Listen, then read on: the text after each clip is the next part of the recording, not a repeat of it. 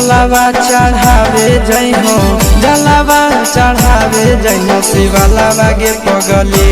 गौरा मैया के सैया से मंगी होई है पगलावा गे पगली गौरा मैया के सैया से मंगी होई है पगलावा गे पगली जलावा चढ़ावे जई हो जलावा चढ़ावे जई हो शिवलावा गे पगली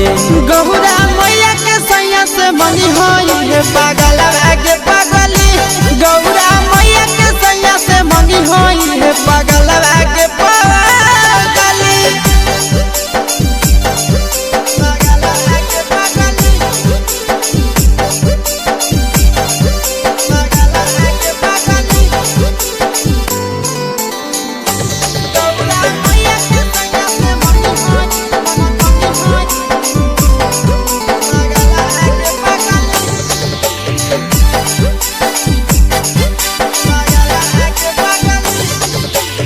सावनों में कदी है भोले बाबा के ढायानावा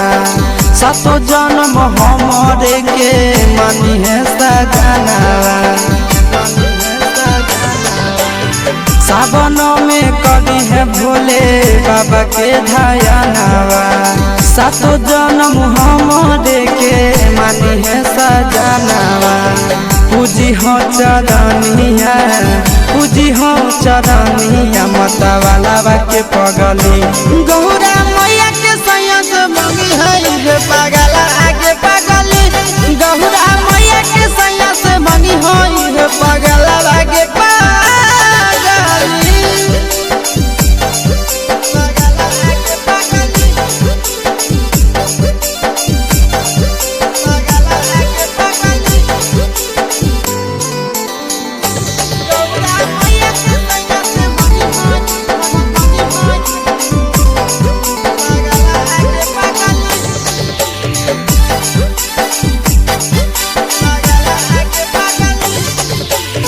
सावन के पहिला तो मारी भूखल रही हो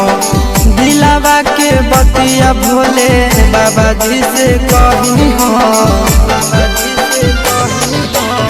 सावन के पहिला तो मारी भूखल रही हो दिलावा के बतिया भोले बाबा जी से कही हो बतिया चिंटू या सके बतिया तू रखी हो खाया लावा गे पगली गौरा मैया के सैया से मंगी होई है